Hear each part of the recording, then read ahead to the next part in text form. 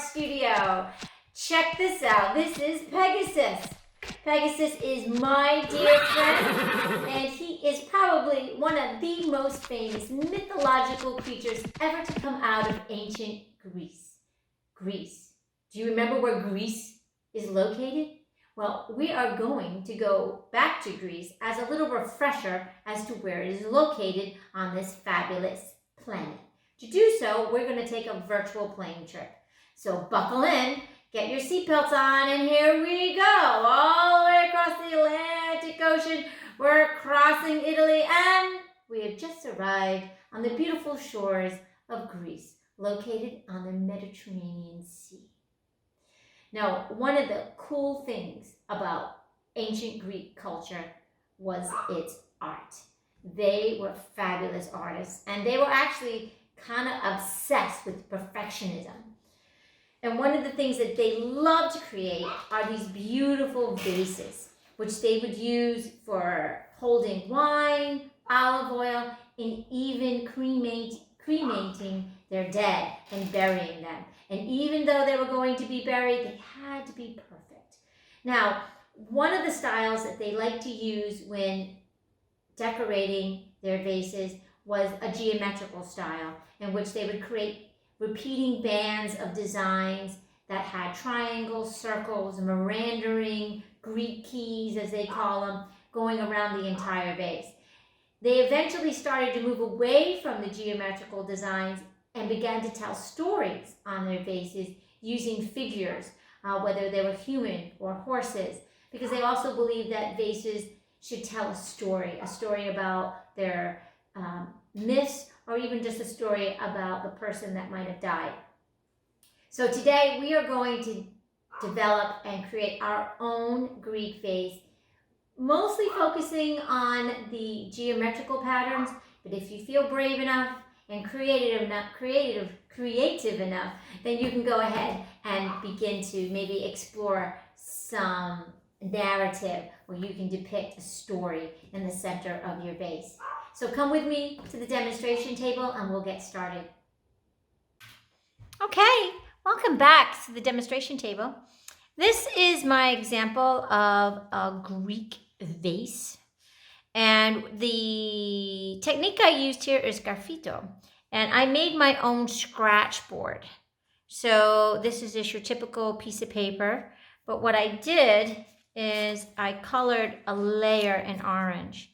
And when I colored that layer, I did it a couple of times. I really want to try to get all of the white gone and color most of this paper all in orange.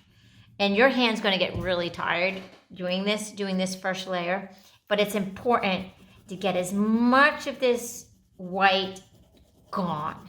It is super dark, and you will really have just a nub of a crayon left after you get this all done. When you get to this stage, you are then going to start coloring it in black. Yeah, you're going to cover right on top of that.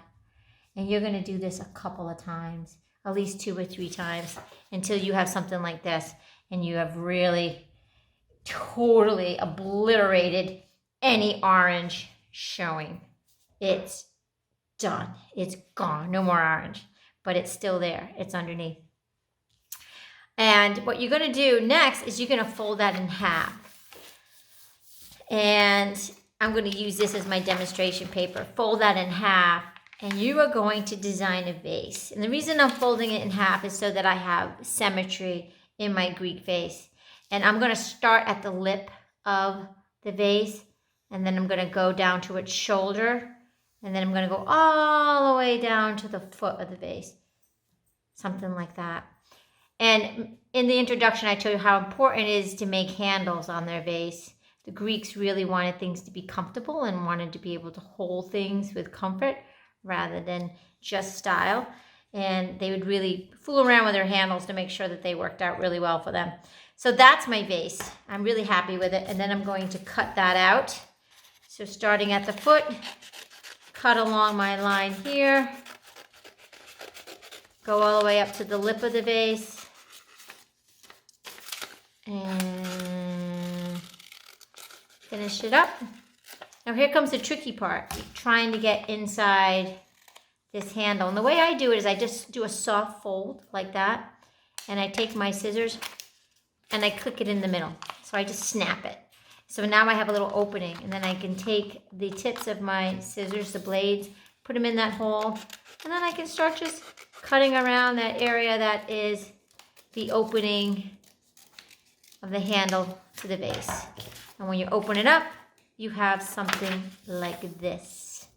So there's your vase, and you will do it on your sgraffito one.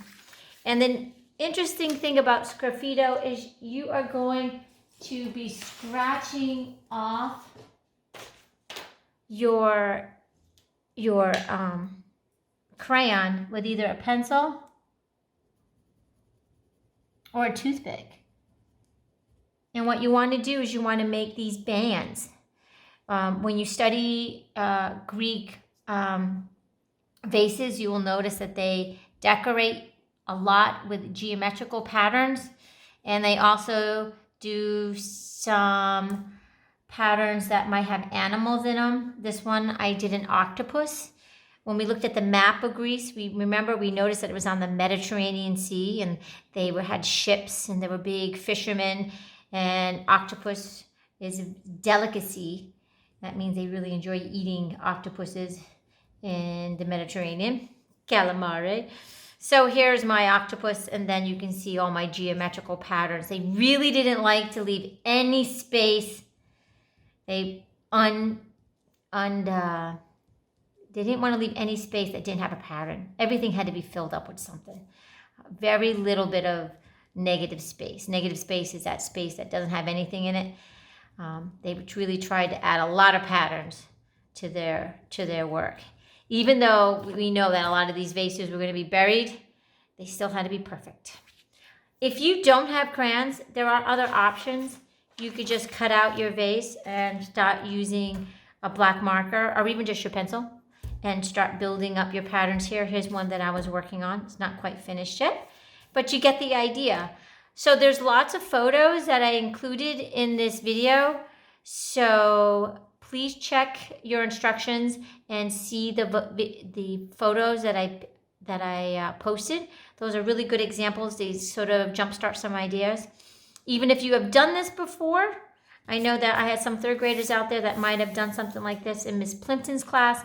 I do encourage you to try this again, because you can always come up with some new patterns and new thoughts and ideas on your Greek vases. I really look forward to seeing what you do out there, and please share out. Thank you.